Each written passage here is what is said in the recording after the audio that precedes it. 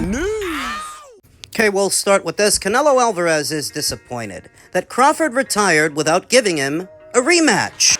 The photo op at the pyramids at Giza was too good to pass up, unlike how Crawford passed on a lucrative sequel by retiring in December at 38. A development that has left Alvarez disappointed. That's sad, because I think that people deserve a rematch. But you know, things happen, and I'm going to look forward to my own career, Alvarez told reporters. Crawford, 42-0, beat Alvarez in September by UD, stepping up 2 weight classes to claim the undisputed super middleweight crown. I learned a lot, Alvarez said. I learned my lesson, and this time I took the time to take care of my body, my injuries, and all of my stuff. I feel great. Canelo's got over 60 fights, close to 70 I think it is, and when you've been a professional boxer for that long, you're gonna have nagging injuries, wear and tear. It used to be a dodgy knee, then he hurt his hand in the Dimitri Bivol fight. This time, it was his elbow. So what lessons could he have learned in losing to Terence Crawford? Maybe to give himself more time to recover, instead of rushing to get back out there and prove that he still got it. I learned a lot, Alvarez said. I learned my lesson, and this time, I took the time to take care of my body, my injuries, and all that stuff. I feel great, and I can't wait to come back. I'm ready now. Following left elbow surgery in October, Alvarez is now set to challenge WBC champion Christian Mbilli on September 12th to headline a Mexico versus the World card in Saudi Arabia. He's a good fighter. He comes forward, he throws a lot of punches, he's young, and we're gonna find out, said Alvarez. While Alvarez finds himself in unfamiliar territory as a contender, the rest of the field is jockeying for a position, for a crack at challenging the cash cow. Every single boxer from every single division are calling me out. Because he's still the face of boxing, even though a lot of people don't like it. Forbes magazine has once again published their top earning athletes list. The top earning sportsmen across all these different sports, boxing included, and Canelo Alvarez still is the top earning boxer in all of boxing. It's him and Jake Paul coming in as a distant second. Every single boxer in every division, they're all calling me out, said Alvarez. I'm not surprised.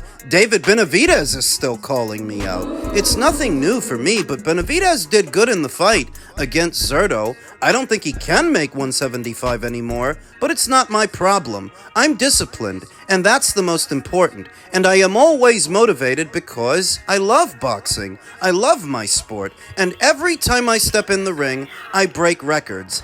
That motivates me. I achieved pretty much everything in boxing, but I still enjoy it. And so, for better or worse, Canelo Alvarez wants to keep going, wants to keep fighting for titles, wants to keep winning them for as long as he can. But the wisdom in Terence Crawford's decision to retire on a high, addressing Canelo Alvarez's disappointment that Terence didn't run it back with him and do a rematch. Time has once again proven Terence Crawford wise beyond his years.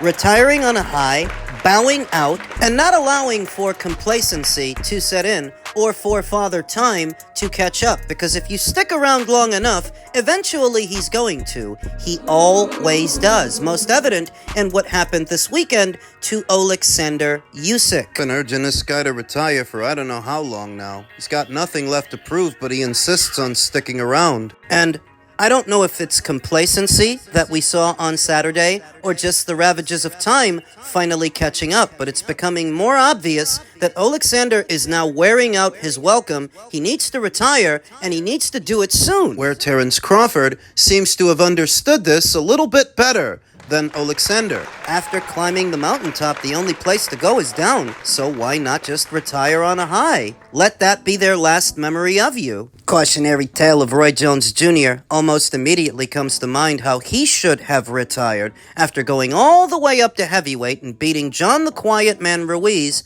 for the WBA title. If Roy Jones Jr. would have retired off of that, he would have completely avoided the trilogy with Antonio Tarver that saw him get knocked out 2 times and avoided all of the losses that came thereafter if he would have just bowed out. Quit while you're ahead. So time has definitely proven Terence Crawford wise. At the height of his popularity and the peak of his powers, coming off the biggest win of not just his career, but the biggest win almost anybody can rack up in the sport of boxing, a win over Canelo. Okay, it's time to go. There's nothing left to do. There were, and there still are, so many people urging Terence Crawford at 38 38 years old to come back and keep fighting, but for what? So they can do to him what they are now doing to Alexander Usyk? They only build you up to break you down, and I think Terence understands that better than most. He's not that ostentatious boxer that loves being in front of the camera or loves talking about himself. Look at what he's doing now,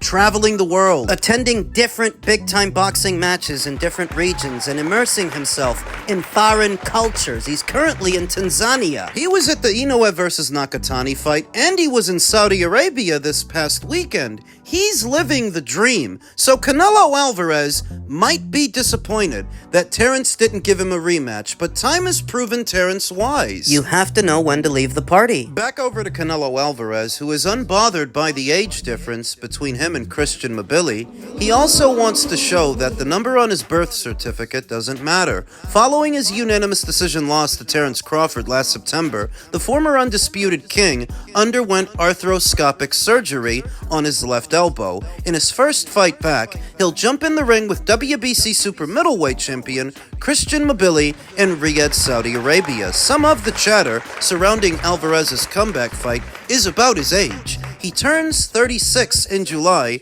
and Mbilli will present his 69th professional fight. Initially, the chatter was that Canelo's comeback fight would fall on Netflix, but apparently it's happening on DAZN as part of their Ultimate tier, which essentially means it's gonna be a pay-per-view. I was hoping it wasn't. While Mbilli might be 5 years younger than Canelo, Alvarez doesn't view age as a factor. If I'm 50 years old, he still can't beat me. Alvarez said during Saturday's press conference, he's a champion, a dangerous fighter, throws a lot of punches, and is strong. But in this life, he cannot beat me. Well, that's just bull-headed bravado, which has carried Canelo Alvarez throughout his career. He's confident in himself, and he needs to be. To do this job, that's a requisite. A necessary evil, Christian Mbilli, who turned 31 last month, began his 2025 campaign strong with a first-round knockout of Maciej Suliecki. However, he was forced to settle for a 10-round split draw against Lester the Molester Martinez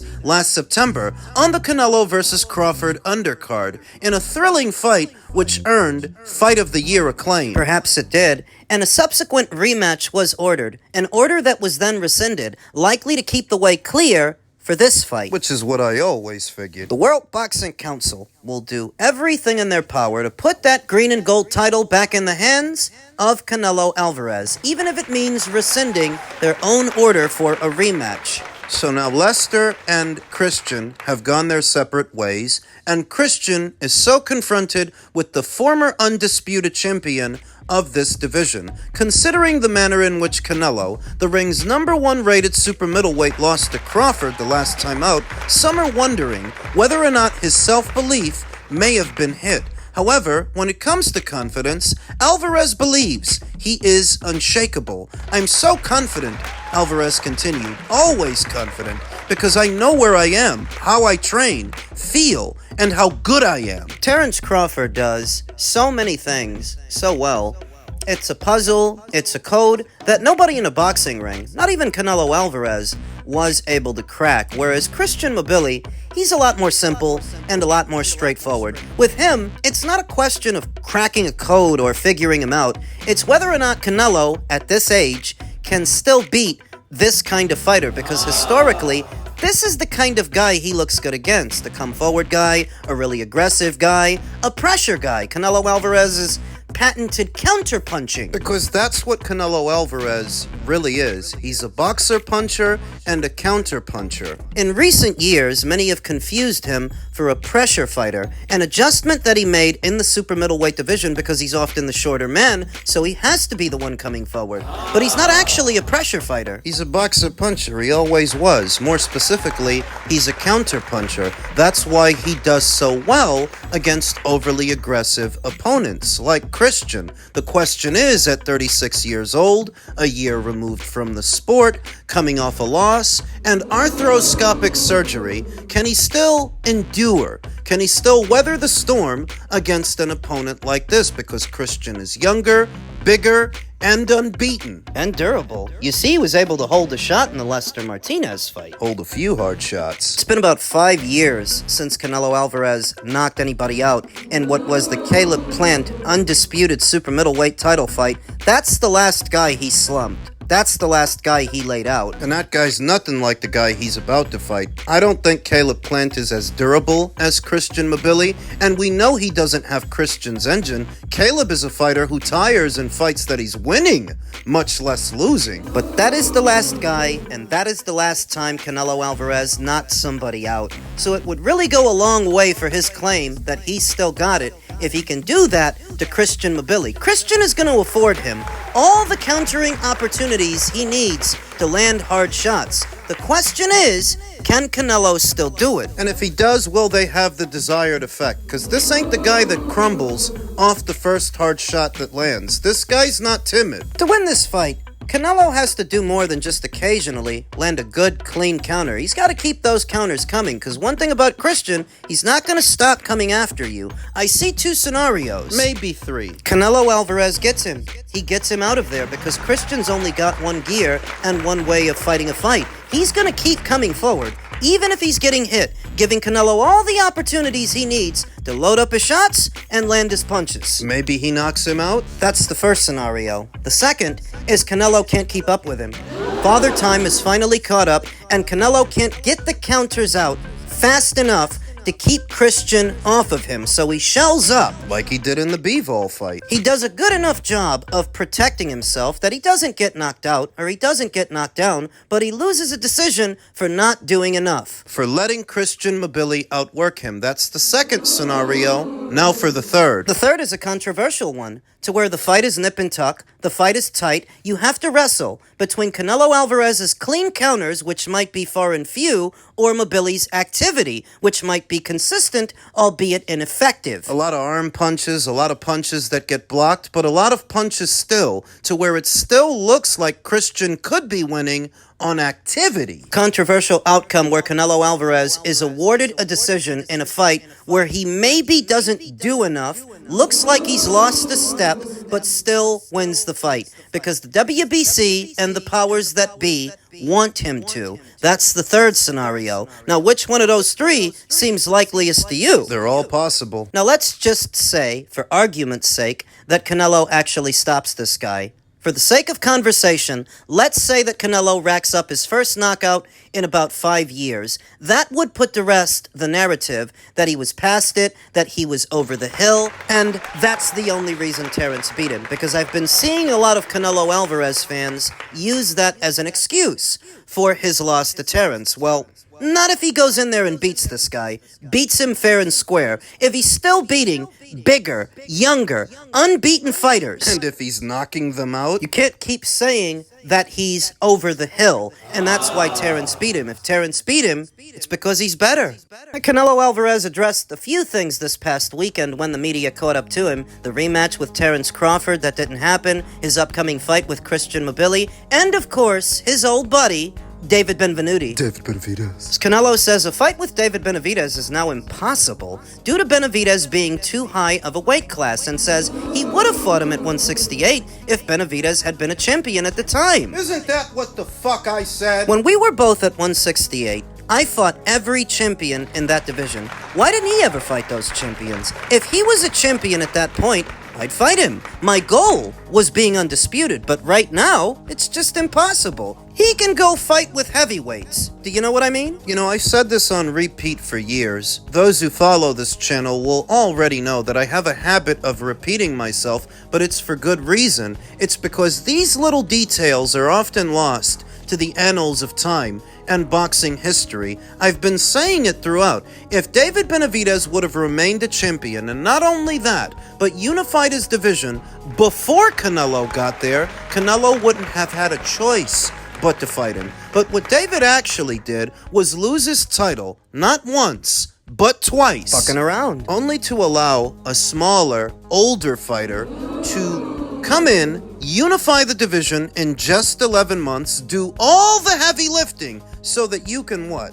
So that you can sit back, sit pretty? I told you, Canelo resented that shit. Waiting for your golden ticket? Waiting to win the sweepstakes, Canelo didn't respect that shit, and that's why he never gave David the time of day. The goal was undisputed, not financing your retirement fund. David Benavidez campaigned as a super middleweight through not one, not two, but 2.5 cycles of champions. He had every opportunity to unify at least once, and he never did it. If the other belts were on other sides of the street, okay, fine. Things were political back then, but there were two on the PBC side, David Benavidez's WBC and Caleb Plant's IBF. There's no excuse for you not to have picked up that one, and you didn't. You didn't decide to fight that guy until after Canelo already knocked him out and took his belt. It's almost like you were waiting for someone to soften him up for you.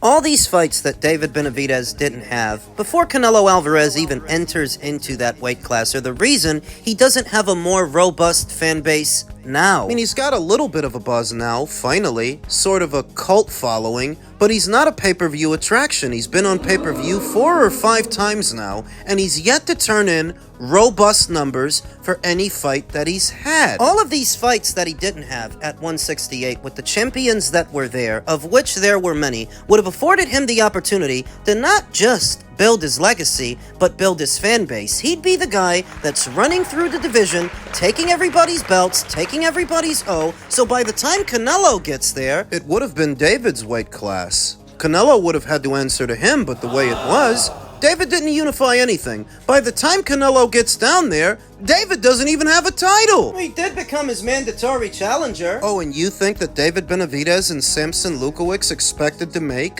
what your run-of-the-mill Canelo mandatory makes? You think they were going to settle on John Ryder money? Avni Yildirim money? Munguia money? Edgar Berlanga money? No. They wanted to be paid like they were fucking superstars, which is why they made a conscious decision to leave the division before the World Boxing Council orders the fight. Because once they order the fight... Say they order the fight, you enter negotiations with Canelo, you don't like the offer, you don't like the money. The free negotiation period comes and goes, reaches its deadline, and now it's got to go to a purse bid, where the splits are assigned. The most that you could hope to get in that situation is maybe 35%, and that's being generous, because this is Canelo we're talking about. You're not going to get 40% from a Canelo Alvarez fight. You don't got it like that. So they left the division because they understood that, and they also understood that David's not going to be able to fit into his skinny jeans much longer, and he has to move up. I mean, this is why I don't pity David Benavidez and don't buy into all of his legacy talk and wanting to fight the best. It's because he's got no track record of doing that. Not at 168, where he campaigned for years, not at 175, where he only lasted about 3 fights, and not now at cruiser, where he's making excuses to not fight the lineal champion there. This is why I don't pity him.